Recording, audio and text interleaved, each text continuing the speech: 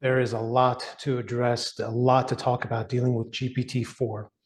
To begin with, wow, it is definitely amazing. There's lots to address as far as the increase in capability that it has. So I'll go through and I'll explain parts of it as far as what's been released.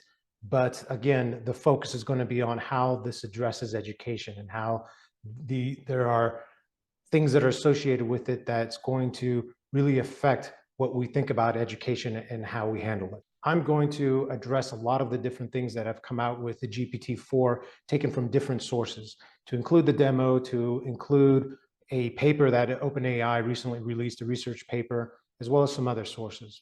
But if you want a more detailed explanation about GPT-4, you can definitely go to AI Explain, which is another great YouTuber that really goes in and explains this step by step for a large portion of this research paper. So before we get started, one of the things to understand is it was true with Bing using GPT-4.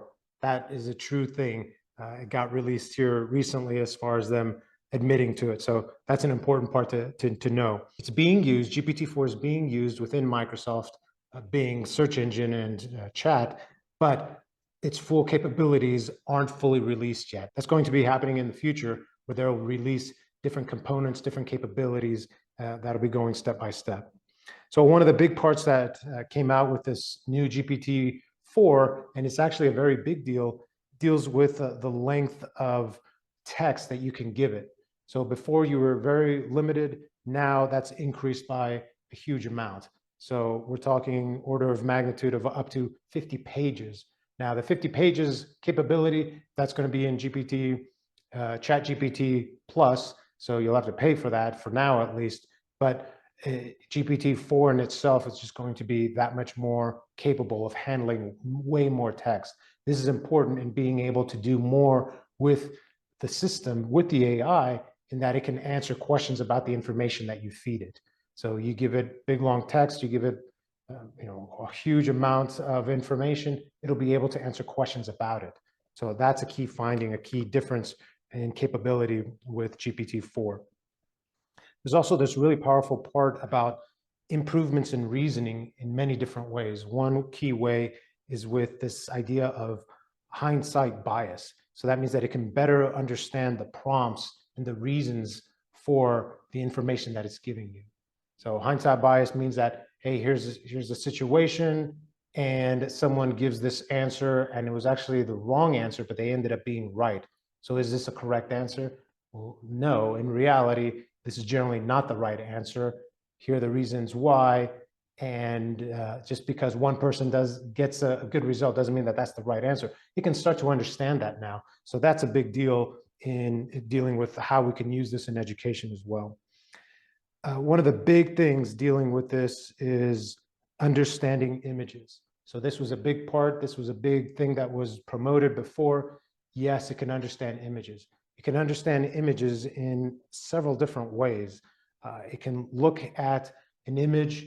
It doesn't have to be crystal clear. It can be a screen capture. It can be a chart. It can be an infographic. It can be a photograph. And it will start to understand the contents. And then you can ask questions about that image. So here's a couple of different examples in there about looking at charts, looking at graphs, looking at again, just diagrams, and it can answer questions associated with that. It can understand and explain something as far as why certain things are like that. There's lots of examples here in this research paper that show a picture that's humorous, and it asks the system, it asks GPT-4, well, why is this funny? And then it'll go through step by step and explain the different components as to why this would be funny, why this would be humorous. That's very powerful. Imagine being able to now feed information to ChatGPT or to Bing, whichever uses the GPT-4 language, and being able to extrapolate information from there. So again, that's a big, powerful thing.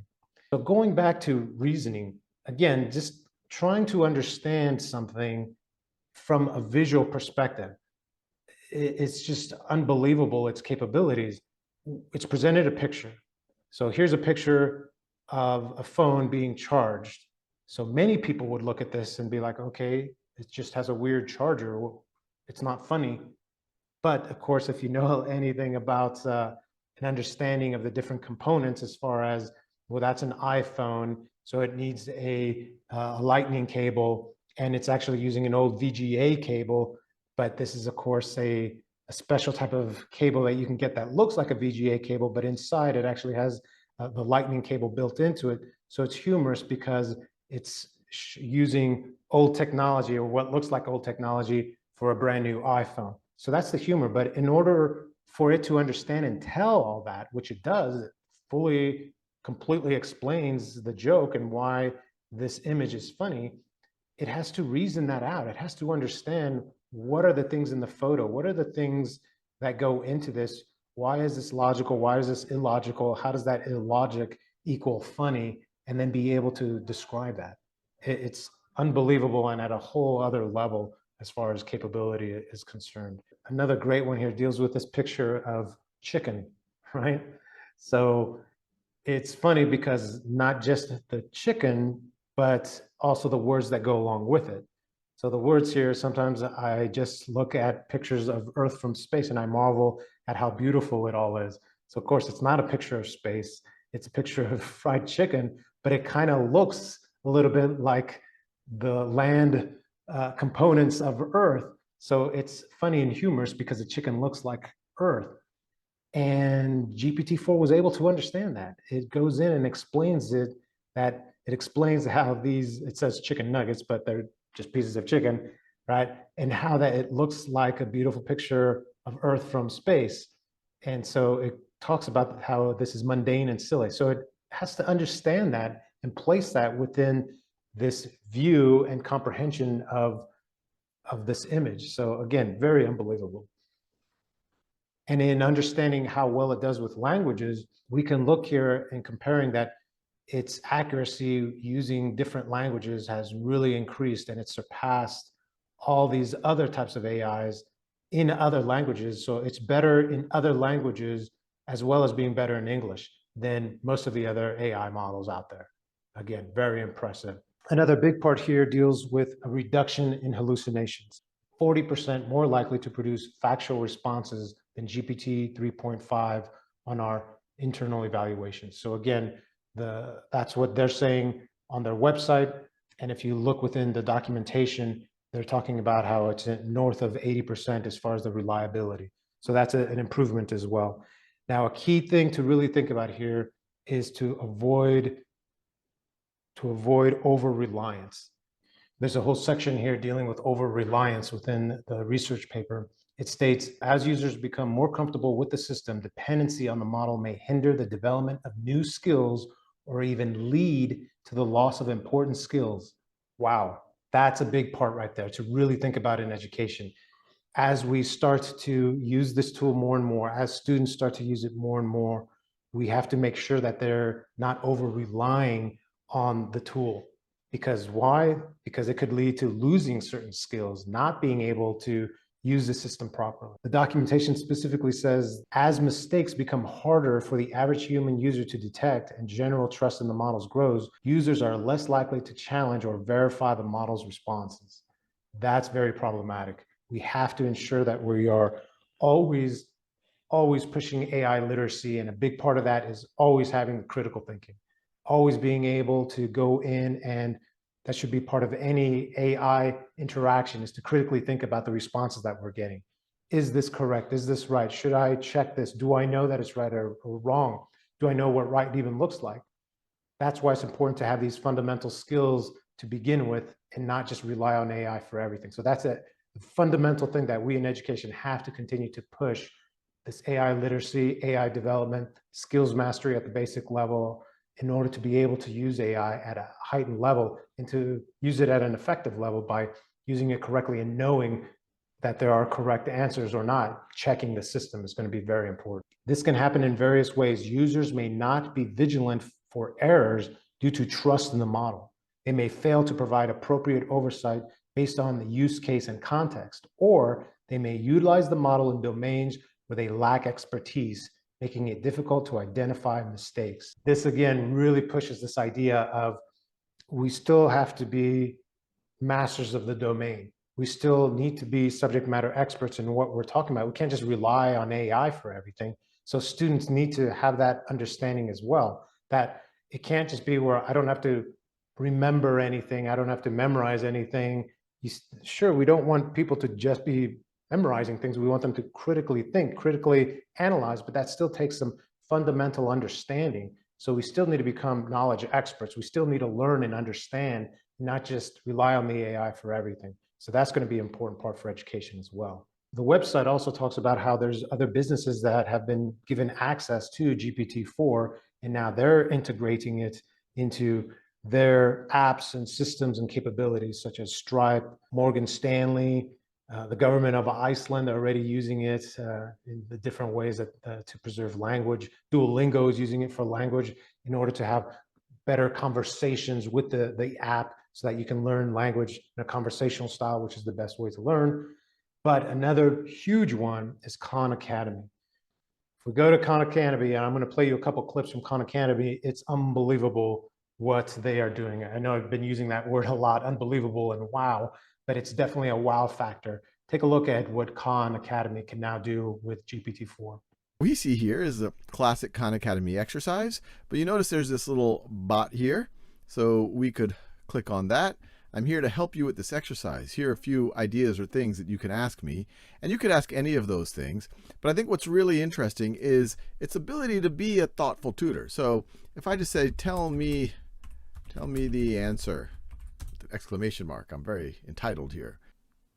Oh, I see you're eager to find the answer, but remember, I'm here to help you learn how to solve it on your own. Let's start by looking at the equation. What do you think the first step should be? So notice, it's really doing what you would expect a good tutor to be. And let me actually do a mistake here. So let's do 3 minus, this is a common mistake when distributing, only multiplying it times the first term, minus 18 plus 2m is equal to m. It says, oops, it looks like there's a small mistake when you distributed the -2 inside the parentheses. Put an upside down smiley face.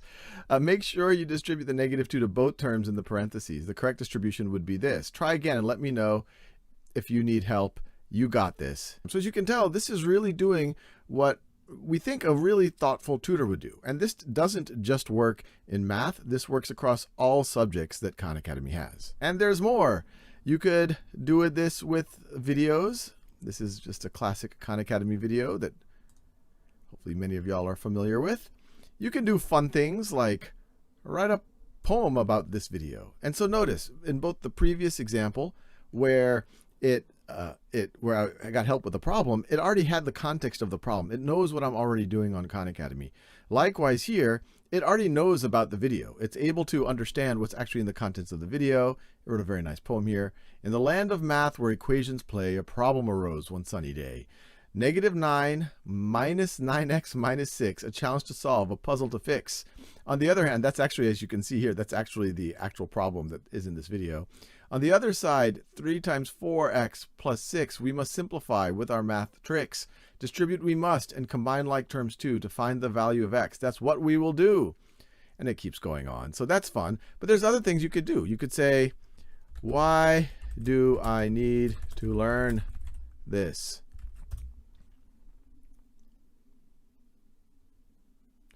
And it asks, what are your interests or goals? Knowing that will help me explain how this math concept might be relevant to you.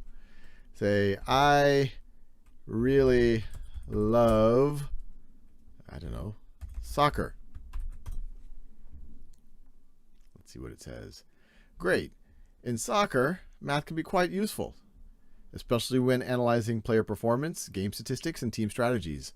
Understanding equations like the one in the video can help you grasp more advanced math concepts, which can be applied to soccer analytics, predicting player movements, and even optimizing training routines. So learning this math concept can enhance your understanding and appreciation of the beautiful game. And gotta love the emojis it's doing here. So this is, once again, across all the videos, all the articles, all the exercises on Khan Academy. You can even do things like this, quiz me. And obviously Khan Academy already has a lot of exercises, but here we can just do more, and this is directly related to what's going on in the video. I'm logged in right now as a teacher, and you can see a couple of interesting things here. You can see activities for teachers, and you can also see activities for learners. And we already have a bunch, and we're going to be adding more in the weeks and months to come. But one really interesting thing, and this is an important safety is you see it says this conversation is recorded and viewable by your teacher. And we're doing that. And if there's a parent attached to this account, it'll say recorded and viewable by your teacher and your parent, or your parent. And the whole point of that is we know that that artificial intelligence, large language models has a lot of power, and it can be a really powerful learning tool, as I'm about to show you. But we also want to make sure that there's proper guardrails. We've put a lot of guardrails into the actual tool. We're also being very careful where we're not passing any personally identifiable information to the actual artificial intelligence. We are also not using student data to train it. So parents, teachers, students can rest assured that this is as safe of an environment as we can create. We're also putting guardrails around the activities so that students can only use it to learn and not use it to cheat. You have this Tutor Me activity, which is actually very similar to what we did in that exercise, but here you can get tutored on pretty much any subject you want in math or science or the humanities. We could say, I want to understand entropy more. Entropy, a fascinating concept indeed. To better understand your current knowledge, can you tell me what you already know about entropy or what specific aspect you'd like to explore? So we can continue to have a conversation, and it acts like a really good tutor. This is a fun one called Ignite Your Curiosity. We could pick from one of these subjects here, or you can even put another, as long as it's appropriate. It won't let you go to any inappropriate topics, hopefully. But let's say you say, oh, I want to explore world history. And this is kind of a way of jumping into the rabbit hole where it gives you some interesting questions, but you can ask your own questions at any time as well. But it says, world history, a tapestry of tales woven together through time. And I love the emojis. Let's dive into some tantalizing questions. And so we can pick, or we could ask our own. So the fact that GPT-4 is out, it's released, that doesn't necessarily mean that it's implemented, right? So it is implemented in Bing, in Microsoft Bing search chat. So you can access it there because it uses the advanced GPT-4. And the idea is that they're going to be allowing for more utilization of it in the future as well, such as the visual component, right? Because you can't see it anywhere right now. You can't use the visual component. I haven't been able to see it anywhere. It's not on ChatGPT Plus. They don't have that capability yet. Regular ChatGPT doesn't have it. So again, that's going to be a future integration. Slowly, they're going to be releasing some of these capabilities. So GPT-4 is available with ChatGPT Plus. So you have to have that in order to be able to use it right now. It's not available yet on regular ChatGPT. Hopefully that'll come out here relatively soon. But if you want to mess with GPT-4 and its capabilities, you'll have to use something like Bing Search Chat if you have access to that, or if you have the ChatGPT Plus. So again, slow implementation is going to be the name of the game for all of this. The other thing that I didn't see, and again, I didn't see this in the article, the research article, or in the demo, is video. So they talked about video implementation, but again, that's going to be coming in the future. It's going to be this ability to be able to create video. Now, in understanding video, Khan Academy can do that, as was demonstrated in the clip. So they're able to look into the video, extrapolate the information, and then use that content to interact with the system, with an AI system there. So it has that capability already. It is being used by Khan. I haven't seen it anywhere else yet. But again, these more and more tools will be coming. The biggest thing dealing with education is we need to start to use this more as far as how can we integrate. Khan Academy is, again, revolutionary and unbelievable with its capabilities there. So I think more of that is going to be the future. I see that companies will be able to create a front face for this. So if we could have more companies like Khan Academy to be able to control the interaction, control how it's displaying the information, the type of information, how it's interacting is going to be key. Because in the example that he gave there, the student, of course, would just jump to, well, give me the answer. Well, no, the idea here in education isn't just for you to give me the answer. I'm the instructor. I know the answer. The whole idea is for you to go through the process of learning. So that's the key. It's not just the end product. Now, the end product is going to be important because that's part of my teaching, right? Is I want you to be able to create this end product because when you graduate, you're going to have to create end products for your work in different ways. But the key thing is going to be that process to the end product. So the more that we can use these systems to be able to do that, Khan Academy is ahead of the ball game here. We need to try to understand how we can implement that as well within our instruction. All right, that's all I have right now for GPT-4. Very interested in your responses. What are your thoughts? How can this be fully integrated within education in different ways? Please post your comments and let's share. Let's develop this community of inquiry so that we can learn from each other as well. All right, and remember, learning is for life.